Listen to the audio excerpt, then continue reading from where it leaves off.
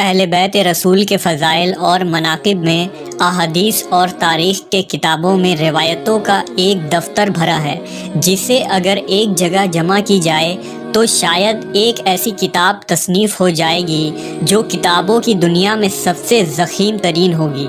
آل محمد کی بزرگی، فضیلت، واقعات، تعلیمات اور کرامات کا ایک ذخیرہ موجود ہے جو مسلمانوں کے لیے مشعل راہ اور ہدایت کا سرچشمہ ہے۔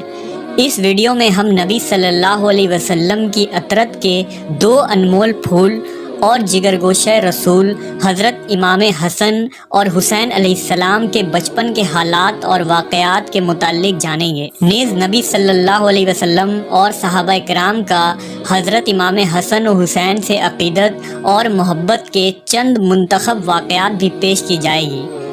رمضان سن 3 ہجری کو مدینہ منورہ میں حضرت علی اور فاطمہ رضی اللہ تعالیٰ عنہ کے گھر امام حسن علیہ السلام کی پیدائش ہوتی ہے۔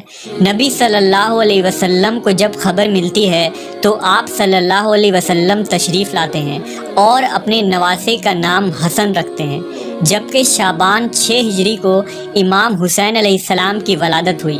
نبی صلی اللہ علیہ وسلم اپنے دونوں نواسوں کا نام حضرت ہارون علیہ السلام کے بیٹوں کے نام یعنی شبیر اور شبر کے نام پر رکھا، اور یہ ایسا نام تھا جسے اللہ نے اہل عرب کے ذہنوں سے چھپا رکھا تھا۔ آپ صلی اللہ علیہ وسلم نے فرمایا، حسن اور حسین جنتی ناموں میں سے 2 نام ہیں۔ امام حسن اور حسین نے امام الانبیاء محمد صلی اللہ علیہ وسلم کے آغوش رحمت میں پرورش پائی۔ نبی صلی اللہ علیہ وسلم نے خود اپنے دونوں نواسوں کی تربیت فرمائی۔ آپ کو اپنے نواسوں سے بے پناہ محبت تھی۔ حضرت انس روایت کرتے ہیں کہ نبی صلی اللہ علیہ وسلم جب سجدے میں ہوتے تو امام حسین آپ کے پشت پر سوار ہو جاتے، لہٰذا آپ اپنے سجدے کو طویل کر دیا کرتے تھے۔ ایک موقع پر جب آپ سے عرض کیا گیا کہ اے اللہ کے رسول، آپ نے سجدہ لمبا کیوں کر دیا تھا؟ تو آپ نے فرمایا، مجھ پر میرا بیٹا سوار تھا، اس لیے جلدی اٹھنا مناسب نہیں تھا۔ نبی صلی اللہ علیہ وسلم نے اپنے دونوں نواسوں کی ایک عظیم فضیلت بیان فرمائی جو خصوصی طور پر امام حسن و حسین کو اللہ کی طرف سے عطا کی گئی تھی۔ حضرت حذیفہ بیان کرتے ہیں کہ میں نے ایک دن نبی صلی اللہ علیہ وسلم کو بے انتہا خوش دیکھ کر پوچھا کہ اے اللہ کے رسول، آپ کی اس مسرت کی کیا وجہ ہے؟ تو آپ نے فرمایا، اے حذیفہ، آج ایک ایسا فرشتہ نازل ہوا جو میرے پاس اس سے قبل کبھی نہیں آیا تھا۔ اس نے مجھے میرے بچوں کے متعلق مبارکباد دی اور کہا کہ فاطمہ جنت کی عورتوں کی سردار ہے اور حسن اور حسین جنت کے جوانوں کے سردار ہیں۔ یہ دونوں شہزادے نبی صلی اللہ علیہ وسلم کے آنکھوں کی ٹھنڈک تھے۔ حضرت سعید بیان کرتے ہیں کہ وہ نبی صلی اللہ علیہ وسلم کے ساتھ ایک دعوت کے لیے نکلے۔ حضرت حسین رضی اللہ تعالیٰ عنہ گلی میں کھیل رہے تھے۔ نبی صلی اللہ علیہ وسلم لوگوں سے آگے بڑھے اور اپنے ہاتھ پھیلا دیے۔ امام حسین ادھر ادھر بھاگنے لگے۔ نبی صلی اللہ علیہ وسلم ان کو ہنساتے رہے یہاں تک کہ ان کو پکڑ لیا۔ آپ نے اپنا ایک ہاتھ ان کے ٹھوڑی کے نیچے اور دوسرا سر کے اوپر رکھا اور بوسہ لیتے ہوئے فرمایا، حسین مجھ سے ہے اور میں حسین سے ہوں۔ اللہ اس سے محبت رکھے جو حسین سے محبت رکھتا ہو، اور اس سے بغض رکھے جو حسین سے بغض رکھتا ہو۔ اس فرمان میں نبی صلی اللہ علیہ وسلم نے اپنی امت کو یہ اعلان کر دیا کہ امام حسین سے محبت ایمان والوں پر فرض ہے اور ان کا دشمن مومنوں کا دشمن ہے۔ ایک موقع پر آپ نے فرمایا، بے شک اللہ نے ہر نبی کی اولاد ان کی پشت سے پیدا کیا، اور بے شک اللہ نے میری اولاد علی کی پشت سے پیدا فرمایا۔ ایک دن رسول اللہ صلی اللہ علیہ وسلم حضرت حسن رضی اللہ تعالیٰ عنہ کو ساتھ لے کر مسجد کی طرف نکلے، اور حسن علیہ السلام اس وقت چھوٹے سے بچے تھے۔ رسول اللہ مسجد میں ممبر پر چڑھے اور لوگوں کو بتایا کہ ان کا یہ بیٹا سردار ہے جو روئے زمین پر پائے جانے والے سب سے معزز گھرانے سے تعلق رکھتا ہے، اور بے شک اللہ اس کے ذریعہ مسلمانوں کی 2 بڑی جماعتوں میں صلح کروائے گا۔ امام حسن کی برکت سے اللہ ان 2 جماعتوں کو آپس میں ملا دے گا اور جنگ اور لڑائی کا خاتمہ ہوگا۔ امام حسن اور حسین علیہ السلام کی ہستی کو اللہ نے آخرت اور دنیا میں بلند کر دیا۔ ان دو شہزادوں کا بچپن نہایت ہی فقر اور تنگ دستی میں گزری، باوجود اس کے آل محمد ہمیشہ ثابت قدم رہے اور اللہ کی طرف سے انہیں ہمیشہ غیبی مدد آتی رہی۔ لہٰذا روایتوں میں آتا ہے کہ ایک دفعہ جب عید کا چاند نکلا تو دونوں شہزادے حضرت فاطمہ رضی اللہ تعالی عنہا کے پاس آئے اور کہنے لگے، امی جان، کل عید ہے، کل مدینہ کے بچے نئے نئے کپڑے پہنیں گے، کیا ہم نئے کپڑے نہیں پہنیں گے؟ حضرت فاطمہ بہت پریشان ہوئی اور اپنے لخت جگر کو دلاسا دیا کہ ان کے لیے بھی اللہ کپڑوں کا انتظام ضرور فرمائے گا۔ آپ نے نماز ادا کی اور اللہ سے دعا کی کہ کچھ ہی لمحوں میں کسی نے دروازے پر دستک دیا۔ پوچھا کون ہے؟ کہا میں اہل بیت کا درزی ہوں، شہزادوں کے لیے کپڑے لے کر آیا ہوں، لہٰذا آپ نے کپڑے لے لیے۔ جب نبی صلی اللہ علیہ وسلم نے صبح حسن و حسین کو نئے کپڑے پہنے دیکھا تو فرمایا، اے فاطمہ، کیا تم جانتی ہو یہ کپڑے کہاں سے آئے ہیں؟ عرض کیا، ابا جان آپ ہی بتا دیں۔ آپ نے فرمایا، یہ کپڑے جنت سے آئے ہیں اور وہ شخص جو کپڑے لے کر آیا تھا جبرائیل امین تھے۔ صحابہ کرام اور خلفائے راشدین بھی حسنین علیہ السلام سے بے پناہ محبت و عقیدت رکھتے تھے اور ان کی عزت و توقیر فرماتے۔ لہٰذا ایک روایت کے مطابق جب حضرت عمر ابن خطاب رضی اللہ تعالیٰ عنہ خلیفۃ المسلمین تھے تو آپ ایک دن ممبر رسول پر خطبہ دے رہے تھے۔ حضرت امام حسین علیہ السلام آپ کے پاس آئے اور ان سے کہا کہ آپ میرے نانا کے ممبر سے نیچے اتر جائیں اور اپنے والد کے ممبر پر تشریف لے جائیں۔ حضرت عمر نے کہا، میرے والد کا تو کوئی ممبر نہیں۔ یہ کہہ کر حضرت عمر نے حضرت امام حسین کو اپنے پاس بٹھا لیا، پھر وہ ممبر سے اتر کر حضرت حسین کو اپنے گھر لے گئے اور فرمایا، اے میرے بیٹے، آپ کو یہ کس نے سکھایا تھا؟ نے کہا، کسی نے نہیں۔ حضرت عمر نے فرمایا، اگر آپ ہمارے پاس آیا جایا کریں تو بہت اچھا ہوگا۔ چنانچہ حضرت امام حسین ایک دن ان کے گھر گئے تو حضرت عمر حضرت معاویہ سے تنہائی میں گفتگو کر رہے تھے۔ حضرت امام حسین نے دیکھا کہ حضرت ابن عمر دروازے پر کھڑے ہیں۔ حضرت ابن عمر نے امام حسین کو اندر جانے کی اجازت نہیں دی، اس لیے وہ واپس چلے گئے۔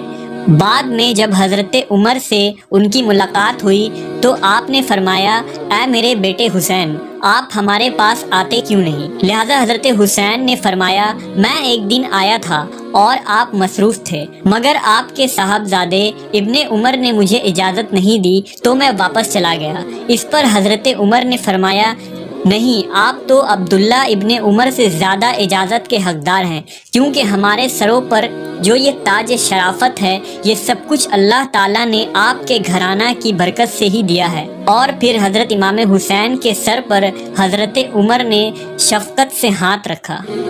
اسی طرح مورخین نے لکھا کہ حضرت عمر رضی اللہ تعالیٰ عنہ نے حضرت امام حسین کا وظیفہ اپنے بیٹوں سے بھی بڑھا چڑھا کر رکھا تھا۔ اس پر حضرت عبداللہ ابن عمر نے اپنے والد حضرت عمر سے ایک موقع پر شکوہ کیا کہ آپ مجھے حسین سے کم وظیفہ دیتے ہیں، حالانکہ ہم دونوں کو برابر وظیفہ ملنا چاہیے۔ روایت میں آتا ہے کہ حضرت عمر نے ان پر ناراضگی کا اظہار کیا اور فرمایا کہ تم حسین کے ساتھ برابری کی بات کیسے کر رہے ہو؟ تم عمر کے بیٹے ہو اور وہ رسول اللہ کے نواسے ہیں۔ اگر آج تمہارا باپ امیر المومنین ہے تو حسین کے نانا کی برکت سے ہے، اس لیے اس سوچ کو ذہن سے نکال دو۔ اسی طرح ایک روایت کے مطابق حضرت عمر کے پاس مدینہ میں شاہ ایران کے خزانے بطور مال غنیمت کے پیش کیے گئے۔ حضرت عمر نے اس کے متعلق صحابہ سے مشورہ کیا کہ اس کو کس طرح تقسیم کیا جائے، یعنی کس پیمانے سے ماپ کر یا ہاتھوں کی ہتھیلیوں سے اندازہ کر کے تقسیم کیا جائے۔ حضرت علی نے فرمایا، ہاتھوں کی ہتھیلیوں سے دینا زیادہ بہتر ہے۔ لہٰذا حضرت عمر نے سب سے پہلے حضرت حسن کو اس طرح دیا اور اس کے بعد حضرت حسین کو بلا کر اسی طرح سے عنایت فرمایا اور اس کے بعد لوگوں کو بلا بلا کر دینا شروع کیا۔ اسی طرح امام زہری نے بیان فرمایا کہ حضرت عمر نے صحابہ کی اولادوں کو مال غنیمت سے لباس دیے۔ ان میں حضرت امام حسن اور حسین کے شایان شان کوئی لباس نہیں تھا، لہذا حضرت عمر یمن کے علاقے کی طرف لوگوں کو روانہ فرمایا اور والی یمن کو حکم بھیجا کہ دونوں شہزادوں یعنی حضرت حسن و حسین کے لیے خصوصی قیمتی اور خوبصورت لباس تیار کر کے بھیجا جائے۔ جب یہ لباس وہاں سے تیار ہو کر آیا اور ان دونوں شہزادوں نے پہنا تو اس وقت حضرت عمر نے ان کو دیکھ کر فرمایا، اب مجھے دلی خوشی ہوئی کی پناہ مانگتی ہوں۔ حضرت جبرائیل آپ کو تسلی دیتے ہوئے اور پیغام الہی سے باخبر کرتے ہوئے فرماتے ہیں، میں تو تیرے رب کا فرز دادا ہوں اور اس لیے بھیجا گیا ہوں کہ تجھے ایک پاکیزہ لڑکا دوں۔ کنواری مریم حیران ہو کر فرماتی ہیں، میرے ہاں لڑکا کیسے ہوگا جبکہ مجھے کسی آدمی نے چھوا تک نہیں اور نہ میں کوئی بدکار عورت ہوں۔ حضرت جبرائیل نے کہا، ایسا ہی ہوگا، تیرا رب فرماتا ہے کہ ایسا کرنا میرے لیے بہت آسان ہے اور ہم ایسا اس لیے کریں گے کہ اس لڑکے کو لوگوں کے لیے ایک نشانی بنائیں اور اپنی طرف سے ایک رحمت، اور یہ کام ہو کر رہنا ہے۔ حضرت جبرائیل نے بی بی مریم کے گریبان میں پھونک مار دی جس سے آپ کا حمل ٹھہر گیا۔ جب حضرت مریم حاملہ ہوئیں تو یہ خبر بنی اسرائیل میں عام ہو گئی کہ حضرت مریم حاملہ ہو گئی ہیں۔ اس پر بہت سے لوگوں نے زکریا علیہ السلام کے گھر آنا جانا بند کر دیا اور آپ پر الزام بہتان لگانے لگے۔ حضرت مریم بیت المقدس سے نکل گئیں اور دور ایک مقام پر جا کر ٹھہری۔ آپ اس مقام پر تنہا رہ رہی تھی کہ ایک دن آپ کو درد ذہ شروع ہو گیا۔ آپ نے ایک درخت کا سہارا لیا اور تنے کو پکڑ کر نیچے بیٹھ گئیں۔ آپ جس درخت کے پاس بیٹھی تھیں وہ ایک خشک درخت تھا۔ جب آپ اس درخت کو ہلاتی تو معجزے سے وہ درخت سرسبز ہو کر پھل دیتا تھا۔ حضرت مریم درد سے بے چین تھی، بدنامی کا خیال تھا۔ آخر گھبرا کر کہنے لگیں کہ کاش میں پہلے مر گئی ہوتی اور بھولی بسی ہو گئی ہوتی۔ اس مشکل وقت میں اللہ نے حضرت مریم کے قدموں کے قریب ایک نہر جاری کر دیا۔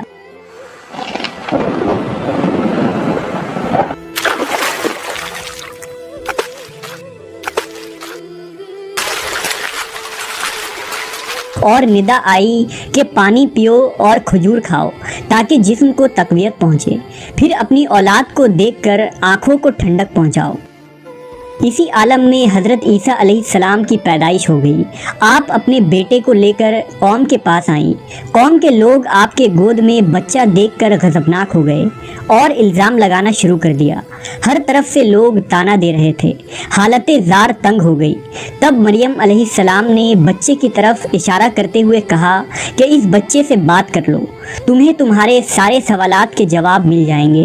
سرکش لوگوں نے کہا، بھلا یہ دودھ پیتا بچہ ہمارے سوال کا جواب کیسے دے گا؟ اچانک عیسیٰ علیہ السلام نے بولنا شروع کر دیا۔ بچے نے کہا، بے شک میں اللہ کا بندہ ہوں، مجھے اس نے کتاب دی ہے اور مجھے نبی بنایا ہے اور مجھے بابرکت بنایا